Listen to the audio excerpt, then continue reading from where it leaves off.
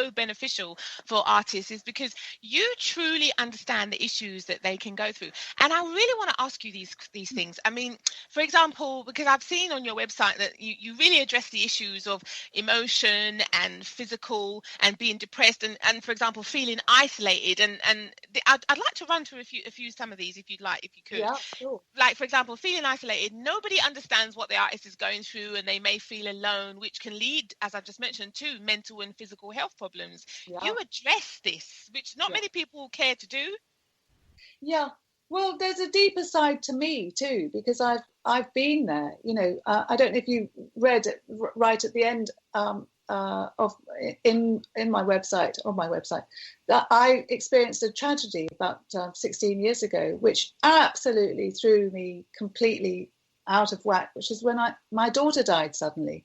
Aww. So and she was 20 when she died. So it wasn't, you know, I had her when I was 21. She was absolutely my best friend and part of my life. And, you know, when something like that happens, it makes you get in touch. Well, you have to kind of get in touch with your emotions. You have to start to process them, or else, I mean, it's very hard to live and manage. So that has become, if you like, the sort of that's very much my nature, is that I want to get down and really help people who are suffering, because I have been there. You know, I have been there. And I'm so sorry for your loss. No, that's okay. It's you know, I feel sad about it sometimes, but she left such a great gift, which is she helped, you know, she has enabled me to really be able to connect with people on a level where they do feel supported. It's a very, very difficult world we're living in. And we need to have more musicians. We need to have people who have an amazing message to give. And there is no better time. In fact, you know, this time is such a crazy time, that this is where we need to get an army of artists together, because artists can really, really show the way in a non-violent, in an extraordinarily expressive way, where they can touch people's emotions on such a deep level. So I love that sentiment, because, you know, unfortunately through your loss, which I do apologize for your loss, but you say that obviously having gone through so many things, this has made you more spiritual, and you are able to connect and want to, you know, share your experiences and share your knowledge with people. I mean, because again, you've mentioned this on your website, and I saw this and I thought I really want to ask you about these other points, because again, things like only having superficial relationships. I mean, for me, I found this to be a lot true, because it seems that everybody's just out for themselves and they don't really want to help, you know, the artists and stuff, you know, especially in the music industry. Very cutthroat. Oh yeah, gosh, I remember I did a gig at the Hippodrome, and I remember it caused quite a stir, because the whole show was presented by Jonathan Ross, and it was amazing. There was a massive, great big crowd of people at the Hippodrome, and they were outside my dressing room waiting for me to come out, and it was the first time that I'd ever experienced that kind of phenomenon. And it was so scary. Yeah, I'm not surprised. It was, you know, and I thought, gosh, you know, I've been thinking about this, how wonderful it would be to have the sort of adulation of all the fans. But it's a bit weird and you know, and freaky. Yeah. So, it happened to be quite an intense experience at that time. But you know, those are the things that I can really understand, you know. Absolutely. I mean, I can keep going. You just mentioned it, and I have to say it. Feeling panicked. Obviously, you must have felt very panicked when that happened. But also, maybe sometimes artists, and I've experienced this myself personally, so I can say, depression. You can sometimes also get depressed a lot more frequently, because maybe an artist feels they can't get out of situations they may be in, and they don't know who to turn to for help. Well, I was involved with a manager who actually moved into my flat and started using my credit cards. Actually ended up, when I managed to get him out, I managed to I got my first Amex bill was for £51,000. Oh my God. Oh my God. Yes. Oh my God. And that was for 2.5 years. I wanted to get out of that one, and every day. And in the end, I literally had to run out of the house without any shoes on, because it was. I realized I had to go because, I mean, he was using my credit cards for the expenses of touring, of recording, and then he was asking the backers. We had some backers who worked with the Stanley to pay the bill at the end of the month. So I was always swinging on this terrible. Oh my goodness! Not knowing whether my bills were going to be paid. And this is something that artists can easily slide into. I am not the only one this has happened to. Oh, yes. Wow. Oh my goodness, that is, oh my God. Thank you for sharing that, because I don't think people have realized just to the extent how much you have gone through, and you know what artists can go through because you have been an artist. Because I must say this, lots of music industry professionals have not actually been an artist. They've never actually seen it from that side of the table. So they are only ever interested in the numbers and making the money from the artist, but they don't understand the creative side. They don't understand, the everyday life of trying to survive, the emotional stuff, the physical stuff. I mean, obviously being very stressed out because, I noticed this as well. I don't know, can you agree with this? Because maybe artists they're very stressed because they're getting so much advice, quote unquote, and people may also be trying to change who they are as an artist. Yes, I mean, that's the problem, and that's why if the artist is a bit shaky about who they are, then that's when all the problems really start to get much worse. So, at the beginning, when the artist comes to see me, they've usually got a serious mess to clear up. Wow. I mean, this is where the sort of, this is the window of opportunity is, any of you artists out there who are in a mess, get in touch and I'll see what I can do. Because this is it takes a lot of unraveling. It takes a lot of courage sometimes. And you're right. A lot of the ancillary businesses that actually attach themselves to musicians in the music industry are, they just don't really get it. They don't understand that, a talented artist is not a kind of an idol or a doll. They actually have feelings and emotions, and yes, they're talented and yes, they're amazing, but they want to connect just as much as you do. Absolutely. They want to be part of society just as much as you want to be. They don't want to be isolated. They don't want to be put on a pedestal. They want the straight dope. They want to know they want to know that they want people to be real around them. Oh, thank you for saying that, because I have to share with you, I've experienced cases of this, and it's where people don't really know what they're talking about.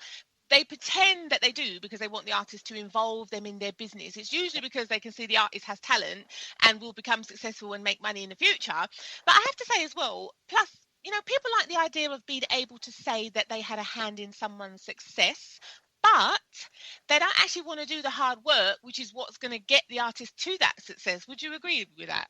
Yes, I would agree with that. But also, I do agree with that. But I also feel that in a way, the artist is their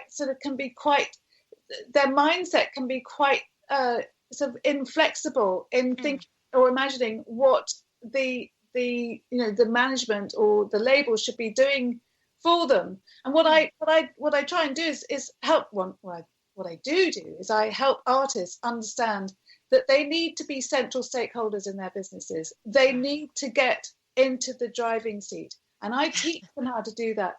And one of the first things they need to do is they need to learn about what it means to choose the people who are going to work around you. You have to have business people or the team working around you that's going to work for you when you're not there to do it, because you're going to be on stage or you're going to be creating. That's what. Thank you. Yes. I was so happy that you've said that, because this is what the listeners need to know. This is what they need to hear from someone such as yourself, because they really need to understand that they have got to drive that bus. You know, as I've interviewed before, the US author and motivational speaker Lisa Nichols said, when I interviewed her, she said she didn't take the elevators to success. She had to take the stairs. So it's a long, hard road. It's a very, uphill journey. And like you just said, I realize this too. Artists sometimes feel that they don't have control, as somebody else wants to tell them what to do all the time, and they might feel that that person isn't listening to what they want. And you're saying that you need to get the right team around them in the first place, so that they don't have these dramas. Yeah, and also the artist has to know kind of that there are certain codes, there are good and bad ways of communicating what you're feeling. Mm-hmm. There's good and bad times to communicate what you're feeling. Yeah. There is a culture, and the culture at the moment in the music industry is pretty harsh and selfish and unthinking, and and kind of also it's very marred by a lot of myth and kind of wrong thinking, actually, old thinking. It's part of in the past the music business industry was held together by a bunch of cronies who had who really kind of, they had the work, they knew how to operate the business, they knew how to get an artist to the marketplace, and the way they did that was by disabling the artist. I am sitting here nodding my head because I can just completely understand and have experienced so much of this, and I'm thinking, oh my God. Can I ask you as well? I mean, I know you advise on this, but I want people to understand as well that they need to be careful when they may find out that the people who say that they are their friends actually aren't. Usually maybe they're jealous of you, or they want what you have, or what they perceive that you have. So sometimes artists feel that they can't trust anybody. Yeah, I mean, trust is a very, very big issue, and it's amazing because it also the dynamic of being able to trust. I mean, you might have grown up as an artist with your best friend, who the minute you become famous, the dynamic, the friendship between you changes, and they turn from a very good friend to an opportunist, which is kind of, in a way, the artist also has to kind of understand what's going on, and this is what I try and explain to them. Can you understand this? They're your best friend, but they're not an artist, right. And they've seen something. They've seen that you may be, a ticket to going somewhere. So you have to kind of explain it to them, before this kind of becomes, you can't let it go without saying anything about it. But you need to challenge them and say, listen, Jack, I need you to be my friend. This is what I need you to be. Yes. And I promise you, I won't let you down as a friend. But, it's I'm talking so much, I'm sort of losing my thread. But so go back to your question again. Basically, people finding out that, they can't trust certain people. Also, as you mentioned, and thank you for that, because I want people to understand, but also people who find out that people who maybe say that they can help an artist, and maybe they might be able to actually to a certain degree, are only interested in the artist as a total money-making machine, and they may want to rip the artist off at every step in every way that they can. Yeah. Opportunity again, the opportunists, they're always trying to make money off that person. And I noticed another thing as well, I must mention this to you. When people have people around who say they're gonna do something and then they don't do it, and sometimes repeatedly, and you have to keep asking them to so that you can try and get it done. But I have to say, that is so frustrating for real hardworking, ambitious artists, because they just want to get on and make things happen, don't they? Well, yes, they do. Again, yeah. That's. I mean, I can see what you're aiming at. But going back to trust, that's one of the things that I do. Is that if you come and see me, there is a way, there is a kind of criteria. There are some kind of understandings that you need to kind of build.